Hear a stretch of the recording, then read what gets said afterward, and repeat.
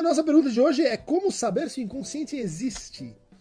Primeiro, duas palavras sobre o inconsciente. Tem várias concepções de inconsciente. Inconsciente, aliás, não é nenhuma invenção do Freud e da psicanálise.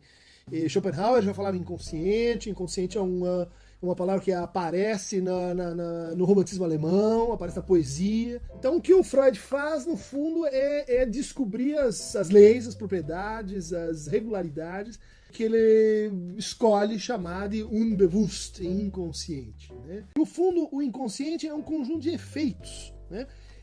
E um conjunto de hipóteses que se reaplicam a esses efeitos. Por exemplo, né? Quando a gente vai dizer uma coisa e diz outra, quando a gente sonha, quando a gente encontra certas repetições, né, quase que impulsivas na nossa vida, quando a gente se depara com sintomas, quando a gente assim estabelece certos modos de relação que se repetem com os outros, né? Sempre com os mesmos erros ou com os mesmos acertos, a gente pode dizer, olha, esse conjunto de fenômenos, né, o Freud recolheu para postular então a existência do inconsciente, né? E ele não é um lugar escondido, né? Ele não é um lugar metafísico. Mas a pergunta que é decisiva para a gente entender o nível de existência do inconsciente é onde ele fica. Porque se eu responder ele fica em outro planeta, ele fica em outra dimensão, ele fica no mundo das ideias, eu estou dizendo algo sobre o nível de existência do inconsciente, né? E a resposta que me parece mais convincente, ela veio com Lacan, né? Lacan observou um fato muito simples, que é o fato de que nós, com nossos pacientes, com os nossos analisantes, a gente só fala, né?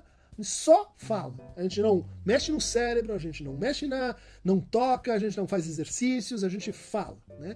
Então, se o inconsciente é algo que é criado, inventado, a partir de uma maneira de estar na linguagem, o lugar do inconsciente é a linguagem. Não é em outro mundo, mas é esse mesmo mundo que a gente habita. Esse mundo, vocês podem dizer assim, mas o que é a linguagem? Uma coisa, é um fenômeno social? É um fenômeno social, é um fenômeno linguístico, mas a linguagem existe? Essa é a pergunta que eu faria para quem me fez essa pergunta. Mesmo o nível de existência da linguagem é o nível de existência do inconsciente. Mas a linguagem tem uma espécie de gramática, né? Cada língua tem uma semântica, tem uma pragmática. Tudo isso você pode transportar para o inconsciente, né? O inconsciente tem regras no sentido de uma gramática, o inconsciente tem certas regularidades no sentido de uma semântica, do uso que a gente faz da língua. O inconsciente tem condicionais, né? Ele se expressa segundo certas condicionalidades, que a gente também encontra para a linguagem. Não seria o inconsciente um vilão? Ele me parece ser a causa de quase todos os sofrimentos humanos, estou certo? É uma pergunta bem simpática e humorada, que toca num ponto que foi muito inquirido já na história da psicanálise, que diz respeito a usar a noção do inconsciente para nos desresponsabilizar. Né? Quer dizer, fiz uma coisa errada, não fui eu, foi o meu inconsciente. Estou acabando com a minha vida, não, mas não sou eu, é o meu inconsciente. Essa é uma ideia assim comum que entende o inconsciente no fundo como uma espécie assim de monstro irracional que nos domina, que aparece nos nossos sonhos, que aparece nos nossos sintomas e em relação ao qual a gente não tem nenhum acesso, nenhum poder de mudar, de transformar, porque é ele que manda na casa, né? Não é o eu que é senhor em sua morada, mas é o inconsciente, né? Esse entendimento ele não é muito pertinente na medida que é o inconsciente, né? O inconsciente ele não é uma espécie de depósito, de armário, né? Que está lá com os livros que a gente censurou na nossa vida. Mas o inconsciente é produto do conflito, né? E o inconsciente é produto de uma atitude. E uma atitude pela qual nós somos responsáveis. Uma atitude que a gente poderia descrever assim, aquela atitude de eu não quero saber disso. É a atitude de negar. Ou seja, diante do conflito, o conflito dá trabalho, o conflito implica em idas e vindas e voltas e reconhecimento da gente, do outro, do mundo, implica em circunstâncias, implica em muita coisa. Então é razoável que diante dele, uma das alternativas assim tentadoras seja assim, querer esquecer, querer isolar, querer negar, inclusive, que o próprio conflito existe. né? Querer, e as formas de negar, elas são muitas e variáveis, né? A gente pode, assim, eu sei muito bem, mas eu continuo a agir como se não soubesse. Ah, eu estou sabendo disso, mas eu não mudo. Veja só, é uma forma de reconhecer, mas ao mesmo tempo negar o estatuto do que se sabe.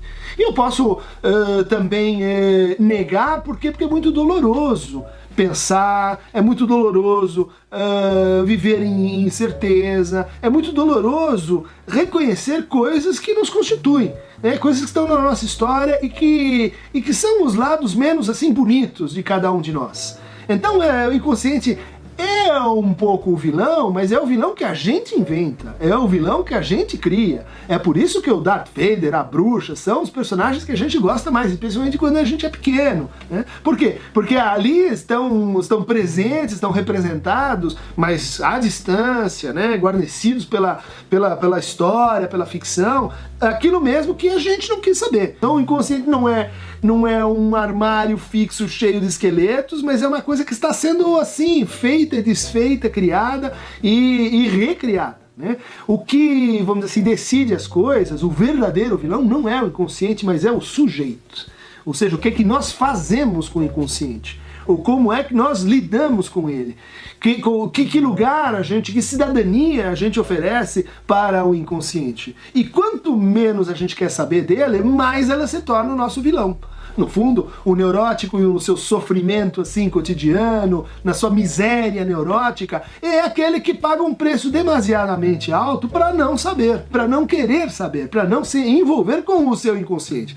Então, nesse sentido, o inconsciente não é um vilão porque ele é malvado por natureza, é que a gente se relaciona com ele de uma forma muito primitiva, muito simples, muito besta, muito, vamos dizer assim, idealizada, que é o mais comum, né? Da gente se reconhecer só no lado assim, racional, compreensivo, bondoso e não querer saber das nossas sombras. Isso é um problema do sujeito e da divisão do sujeito, de como a gente lida com as nossas divisões, com os nossos conflitos, com a nossa angústia. E isso tudo não é bem inconsciente só. Portanto, isso tem que ver com a nossa atitude e, portanto, a gente pode se transformar, a gente pode mudar a maneira como a gente lida com as nossas alteridades. O inconsciente seria isso, uma espécie estrangeiro que somos nós mesmos ao longo da vida para nós. Xistes e sua relação com o inconsciente, 1905, um trabalho mirabolante do Freud, no sentido que ele tenta descrever, mapear e classificar todas as formas de Witz. Witz, difícil de traduzir, não é exatamente uma piada, também não é uma anedota. Em francês elas foram para mot de prix, que é o dito espirituoso. O Witz é uma espécie assim de gracinha, de gracejo, é algo que produz um certo efeito humorado, mas que nem sempre é o do nosso stand-up, da comédia, né, escrachada, que faz rir. Isso também faz parte, mas o Freud passa boa parte desse livro tentando distinguir o que é o cômico, que seria assim, o cara escorrega numa banana, em que você então ri do outro, ri da miséria que ele está passando, aquela situação assim, em que você ri da sua própria superioridade, né? Ele diz, olha, isso não é bem o foco desse trabalho. Também não é o foco desse trabalho o campo mais genérico do humor, né? Que existem muitas formas de humor e tal.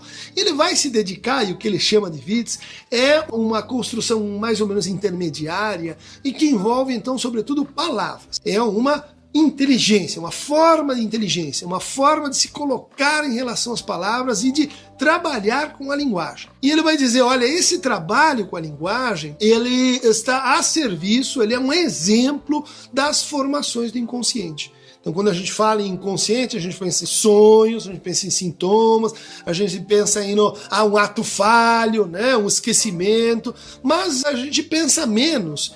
Isso estava lá no Freud explicitamente, no exemplo do xiste, do gracejo, e que ele vai dizer, aqui está envolvido o inconsciente.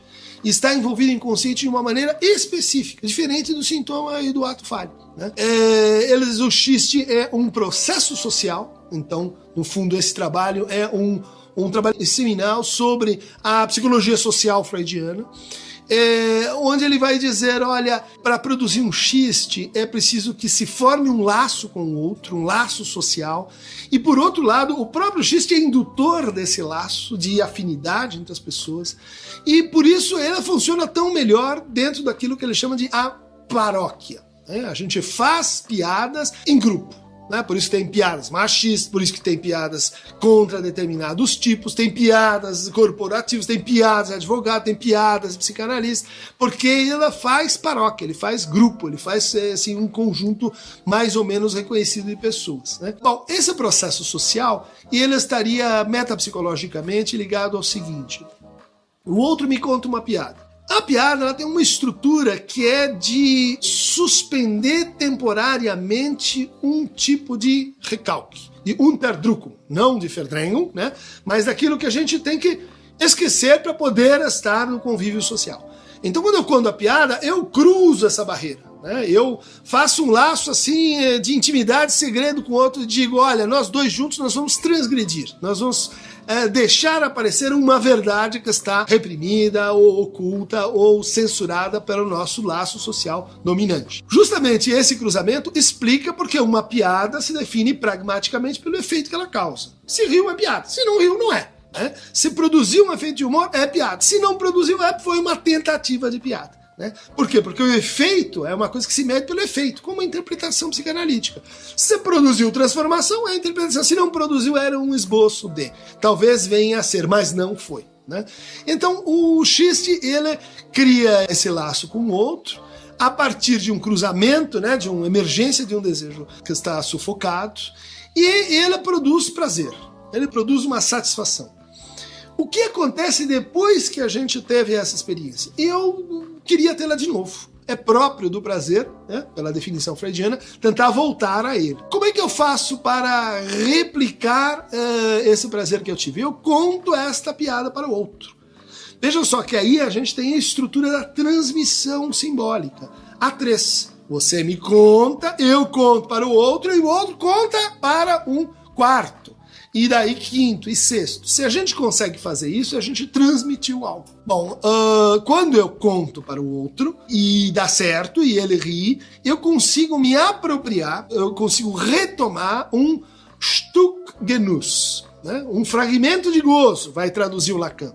Por isso o gozo é sempre do outro. Por isso eu estou sempre tentando recapturar, eu estou tentando comemorar, eu estou tentando pegá-lo de volta do outro. E aí eu rio de novo, porque eu rio me identificando a ele. Então há um processo de identificação que é imanente ao xiste e é um processo de repetição que é imanente ao xiste. Daí a ideia de que o gozo e a repetição andam juntos. Quando se constrói o xiste, há sempre, portanto, uma terceira pessoa, que é o lugar no inconsciente, que é o sujeito no inconsciente que vai estar em curso nesta produção linguística e desejante. Eu gostaria de inicialmente lembrar que não foram poucos aqueles que responderiam à questão se Freud é ou não relevante para o século XXI, responderiam com uma negativa. Né? Vocês devem conhecer vários momentos no interior da história do século XX, não foram poucos esses momentos, né? Em que não só o nome Freud, mas aquilo ao qual ele foi associado, ou seja, o advento da psicanálise, foi visto como algo completamente obsoleto. Então, em todo esse horizonte, vocês percebem, quer dizer, Freud apareceria como alguém do passado, né? Um pouco como Lamarck, né? No campo da biologia, ou seja, alguém interessante a ser lido, né, do ponto de vista histórico, mas que já não ressoaria no nosso presente. É claro que se eu estou aqui a debater esse assunto com vocês, é porque, de fato, essa não é a minha leitura. Né? Eu insistiria que há uma consciência cada vez mais clara de que a experiência intelectual freudiana ela não tem apenas um interesse clínico, né? Embora é sempre bom lembrar que o interesse clínico nunca é exatamente apenas um interesse clínico, né? Porque a maneira com que uma sociedade define o que é a distinção entre saúde e doença, né, está intimamente associado a uma série de outros valores. Eu insistiria que, se alguém que compreendeu isso de maneira muito própria e clara, foi Freud. Por isso que a sua clínica ou sua reflexão clínica é tão singular.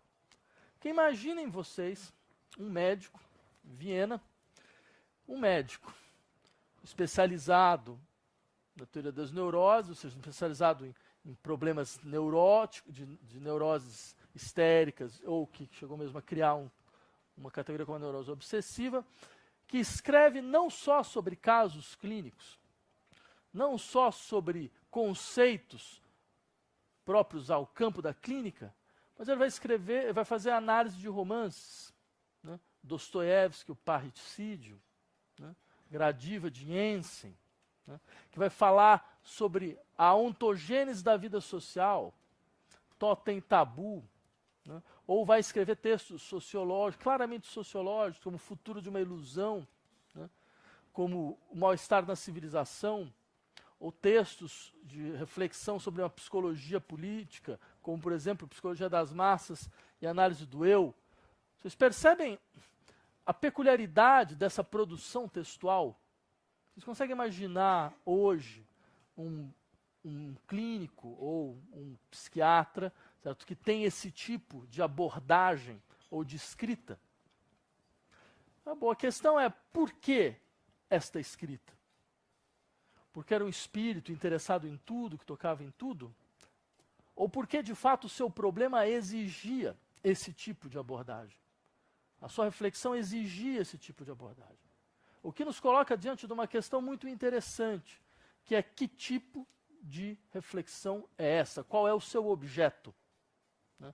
Qual é, de fato, o seu problema? Vamos partir do seguinte pressuposto. Vamos partir do pressuposto que, para Freud, é impossível, no sentido forte do termo, fazer uma distinção entre indivíduo e sociedade.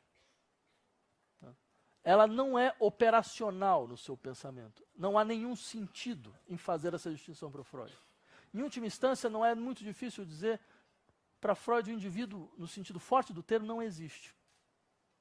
E eu queria mostrar para vocês como isso tem uma consequência muito interessante dentro de um tipo de reflexão sobre um problema que para nós é decisivo. Para nós é fundamental, para que nós possamos mesmo definir para nós mesmos o que é uma vida bem-sucedida, que é o problema da liberdade. E pode parecer, porque esse termo, Freiheit, né, o termo em alemão, não aparece muito no Freud. Né, então não tem textos específicos sobre o problema da liberdade. Né. No entanto, eu gostaria de insistir, toda a sua reflexão é marcada por esta questão. Em que condições é possível falar em liberdade e emancipação? Eu sei, mais uma vez, são termos que não estão muito presentes. Se vocês procurarem textualmente, vocês não vão achar. No entanto, o problema está lá. Está lá, mas exposto de uma maneira completamente inusual. É o mínimo que se possa dizer. Né? Porque, é claro, todos nós conhecemos, certo, Freud como teórico dos processos de condicionamento. Sou condicionado pela minha história, sou condicionado pelos conflitos familiares, pelas repetições vinculadas ao núcleo familiar, certo? Sou condicionado, entre outras coisas, pela dinâmica inconsciente do meu desejo. Há toda uma teoria da determinação, de como os sujeitos são determinados. Então, dentro de um horizonte dessa natureza, parece difícil pensar em liberdade. Por que se quer a servidão? Não é porque a servidão existe, mas porque se deseja a servidão. Essa é a questão decisiva para toda e qualquer reflexão filosófica sobre o fenômeno político. Porque trata-se de se perguntar em que os sujeitos são cúmplices da sua própria sujeição. Em que condições os sujeitos desejam a sua própria sujeição e por quê? Então, seja, se esta pergunta é uma pergunta que nós podemos dizer que instaura a própria dimensão da filosofia política em suas expectativas de emancipação, é porque ela é animada pela crença de que a reflexão sobre a servidão é a condição primeira da liberdade. E nesse ponto, nós podemos dizer com toda segurança, Freud é um dos autores decisivos do século XX sobre essa questão. Não só pela força da sua influência. Né? Poderia lembrar, quer dizer, sua influência não se dá só no campo psicanalítico. Né? É impossível, materialmente impossível, pensar em algumas das experiências intelectuais mais importantes do século XX, no que diz respeito à reflexão sobre os fenômenos sociais e políticos, sem passar pelo Freud. E aí, coisa interessante, Freud, à sua maneira, diz: sujeitos desejam sua sujeição porque eles foram produzidos para desejar sua sujeição. A maneira com que os sujeitos são constituídos, porque há uma constituição do sujeito, a maneira com que eles são socializados, a maneira então com que o aparelho psíquico ele se conforma, ele é conformado, certo? Ele é feito de uma maneira tal porque trata-se, na verdade, do resultado de um processo de sujeição social. Ou seja, a sujeição social, ela está presente no interior da nossa vida psíquica. A maneira com que a nossa vida psíquica se estrutura, ela é resultado, na verdade, de um impacto social de disciplina e de controle. Então, a nossa vida psíquica é, como dizia Adorno, um sistema de cicatrizes. Então, um sistema de cicatrizes que expressam o desconforto, o mal-estar, o sofrimento, como uma forma de sujeição social. Nós trazemos a marca dessa sujeição na nossa própria estrutura psíquica, mas nós trazemos também a marca da nossa revolta em relação à sujeição. E por isso, o sujeito freudiano, ele é, antes de qualquer coisa, um sujeito clivado, um sujeito dividido entre a sua adesão à sua própria sujeição e a sua revolta a ela. Essa divisão ela marca, mas marca no sentido forte do termo. Ela divide o aparelho psíquico em várias instâncias. Ele é tão clivado, mas tão clivado, que Freud vai ser aquele que, de uma certa forma, dirá: para se falar de um sujeito, não é possível usar apenas um pronome. Nós precisamos de dois pronomes: o eu e o isso. Um pronome pessoal da primeira pessoa e um pronome indeterminado. O sujeito é algo que vive entre dois pronomes. Né? Contrariamente à ideia, então, de uma substância autoidêntica, né, que é um legado de uma certa tradição da filosofia moderna, né, o Freud vai insistir: não, o sujeito ele não é uma substância autoidêntica, ele é um processo desidêntico. Só que percebam que coisa interessante. Né? A ideia de dar para si mesmo a sua própria lei, como exercício fundamental da autonomia, né? E como exercício fundamental da liberdade. Pressupõe, então, que eu seja meu autolegislador. Eu legislo a mim mesmo. Pressupõe um autogoverno. Eu posso me governar. Eu me governo. E aí vem uma questão interessante. Quem é esse eu? E como ele se constrói? Como ele se constitui? Como ele é produzido? Em que condições ele é reconhecido? Todas essas questões, vocês podem imaginar, não são questões exatamente simples, mas elas são decisivas para a nossa discussão. Porque talvez o que Freud tem tentado mostrar é que nós somos constituídos por uma dimensão histórica que não aparece só na nossa forma de pensar ou na nossa forma de organizar fatos através da memória. Nós somos construídos de uma maneira histórica de tal forma que essa história aparece no nosso corpo, aparece nas nossas inclinações, ela aparece nas nossas pulsões, ela aparece nos nossos sintomas, ela aparece em várias outras dimensões. E aí vem uma questão muito interessante. O que é inconsciente aqui, nesse contexto, né? Porque nós poderíamos imaginar o inconsciente como uma espécie de caixa de Pandora, né? Onde você tem lá os conteúdos censurados, né, da consciência, você tem as pulsões não socializadas, de repente você abre aquela caixa de Pandora e elas aparecem, né?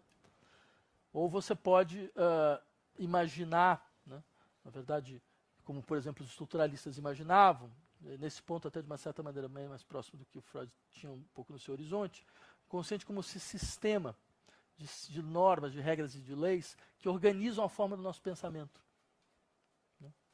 E que é anterior, ele determina a forma do pensamento, né? Determina a estrutura do nosso pensar. Né? Então significa o quê? Há uma outra forma da experiência. Essa forma da experiência, no caso, ela é transindividual, ela não se submete ao horizonte de interesses do indivíduo, ela é transindividual, ela constitui objetos de outra forma. Né? E mais, ela age em nós de forma involuntária. Ela pode ser o horizonte de um desejo que é nosso. Mas aí vem a coisa interessante, porque isso demonstra como nossos desejos não são completamente nossos.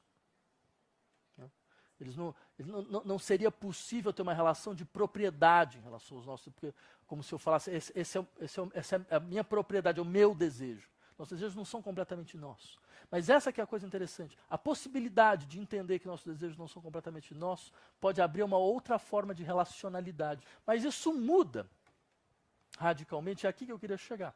Né? Isso muda radicalmente o que significa uma ação livre.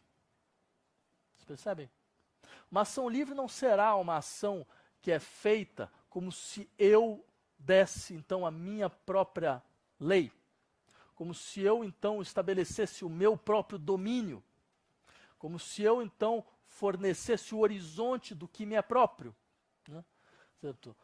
Na verdade, uma ação livre é aquela que implica um certo regime de abertura ao que eu não controlo completamente. Ao que não me é próprio completamente. Ao que não se submete por inteiro à forma de um eu. Porque eu terminaria um pouco por aqui, nós tendemos a pensar a vida política como um jogo de tensão em relação a associações e reconhecimentos. Nós somos indivíduos, cada um tem os seus sistemas de interesse e de identidade suposta, nós precisamos nos fazer reconhecer na vida social. Né? E para isso nós precisamos de uma negociação. Há coisas que nós podemos fazer reconhecer, outras que não. Certo? Nós tensionamos o horizonte, mas vocês percebem? Isso é um pouco a dinâmica própria a uma sociedade pensada como uma associação de indivíduos que estão em contínua tensão a respeito do reconhecimento dos seus próprios interesses. Um pouco como proprietários, que cada um tem o seu pedaço de terra e cada um vai tentando acertar, afinal de contas, de onde vai a cerca. Né? Bem, o que é interessante no modelo freudiano é que essa visão da vida social desaparece. Ela perde completamente o sentido. Ela perde completamente o sentido porque não há mais indivíduos no sentido forte do termo. Que tipo de eu é esse? Você percebe? Quer dizer, qual o sentido em falar? Por isso que o Freud vai falar para você precisa de dois pronomes, um só não basta. Porque que princípio é esse de eu? Né? Então, se existe de fato esse fundo de espectralidade, há uma socialidade que se constitui a partir da ressonância desses processos, que despersonalizam os sujeitos, que criam um horizonte comum, inapropriado, inapropriável, mas comum. Né? Fazendo então com que a minha relação ao outro se modifique, por quê?